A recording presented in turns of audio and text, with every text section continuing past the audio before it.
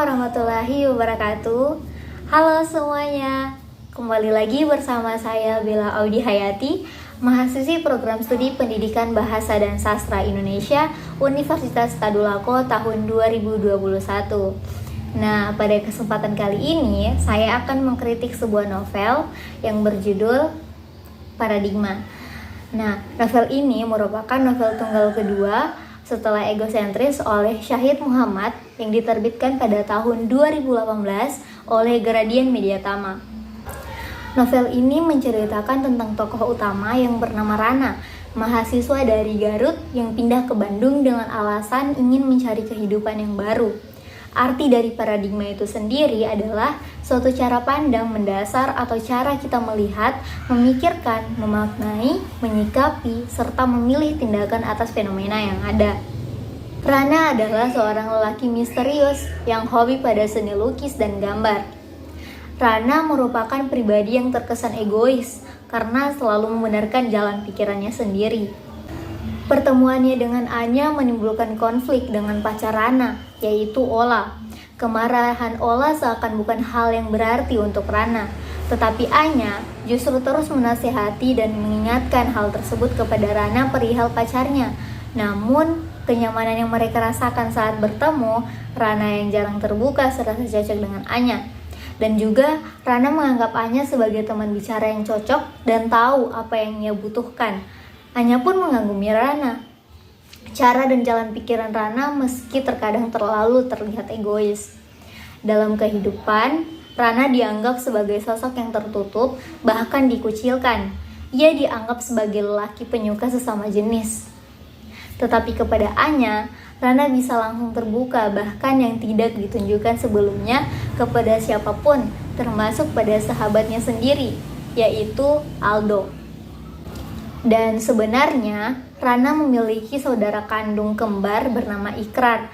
Namun keduanya terpisahkan pada saat ibunya berpulang.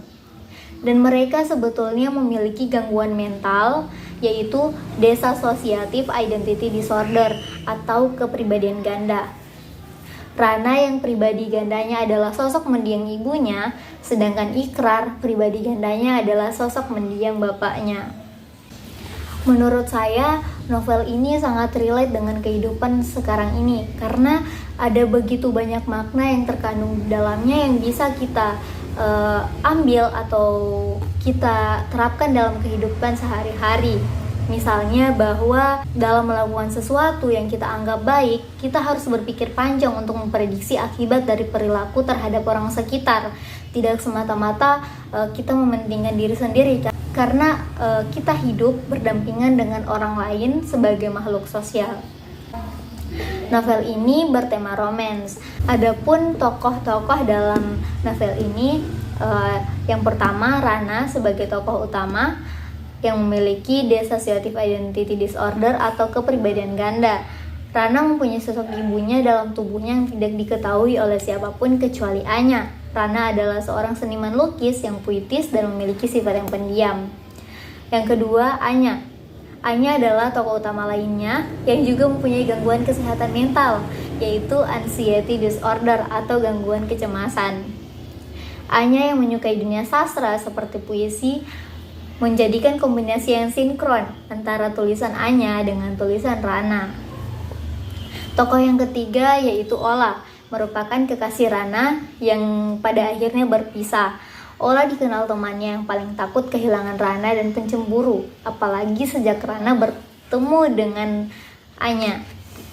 Yang keempat, Ikrar, merupakan tokoh utama lainnya juga dalam novel ini. Sama halnya dengan Rana, ia juga mengidap Dissociative Identity Disorder, yakni kepribadian ganda. Ikrar merupakan adik kandung dari Rana, tapi berbeda tempat tinggal sejak usia remaja, tepatnya setelah kepergian ibu mereka. Di dalam tubuhnya ada sosok bapaknya yang hidup dan tidak diketahui orang kecuali Velma, pacarnya. Tokoh yang lainnya yaitu Velma, merupakan teman kecil Anya yang berperan penting dalam mempertemukan Rana dengan Ikrar. Ia adalah kekasih Ikrar.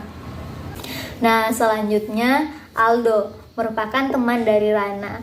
Anya dan juga Ola. Tapi Aldo lebih dekat dengan Rana. Karena kedekatannya itulah mereka sering diolok-olok oleh mahasiswa lainnya sebagai pasangan gay. Om Jana adalah bapak kandung dari Rana dan Ikrar yang sudah meninggal, dan sosoknya hidup di dalam tubuh Ikrar yang bertujuan menyelesaikan apa yang harus diselesaikan dengan sosok mendiang istrinya yang hidup di dalam tubuh Rana. Yang kedelapan, Bunda Yani merupakan ibu kandung dari Rana dan Ikrar. Bunda Yani meninggal jauh lebih dulu dari sang suami yang disebabkan oleh kecelakaan di perjalanan menuju pasar. Dan sosoknya hidup di dalam tubuh Rana untuk menyelesaikan apa yang diselesaikan juga dan merupakan wujud bentuk kesepian dari Rana sendiri. Adapun latar dalam novel ini ada 3. Yang pertama latar tempat, yaitu berlatarkan di daerah kampus, rumah, Bandung, Garut, dan Yogyakarta. Dan latar waktu terjadi pada pagi, siang, sore, dan malam. Yang ketiga latar sosial, yaitu kehidupan bersosialisasi di kampus. Adapun sudut pandang yang digunakan oleh penulis dalam novel ini yaitu menggunakan sudut pandang orang ketiga atau dia. Artinya, pengarang secara bebas mengisahkan serta berpindah dari tokoh yang satu ke tokoh yang lainnya. Dan penulis menggunakan alur campuran atau alur maju mundur. Adapun kelebihan dan kekurangan dari novel ini, yang pertama bahasa yang digunakan cukup ringan dan mudah dipahami sehingga kita tidak terlalu susah untuk memahami apa sih maksudnya. Nah, yang kedua, banyak memberikan pengetahuan seputar kepribadian seseorang yang dikemas dalam bahasa yang mudah dipahami, atau dengan membaca novel ini kita lebih terbuka pengetahuan tentang kesehatan mental. Yang ketiga, memiliki banyak pesan moral yang sangat bermanfaat bagi kehidupan saat ini.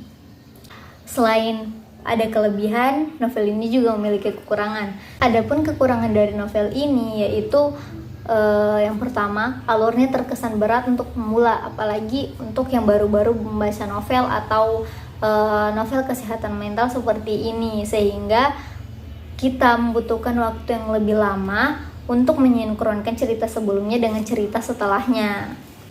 Yang kedua, novel ini bertema romance, namun adegan romantis di dalamnya sangat minim. Dan yang terakhir, setelah membaca novel ini, pikiran saya tentang kesehatan mental sangat terbuka, dan juga ada satu hal yang paling membekas dalam benak saya, yaitu manusia hanya tunduk pada satu hal, yaitu kepercayaannya.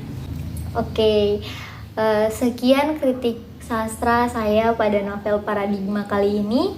Sampai jumpa di lain kesempatan. Mohon maaf bila ada kekeliruan. Wassalamualaikum warahmatullahi wabarakatuh. Sampai jumpa.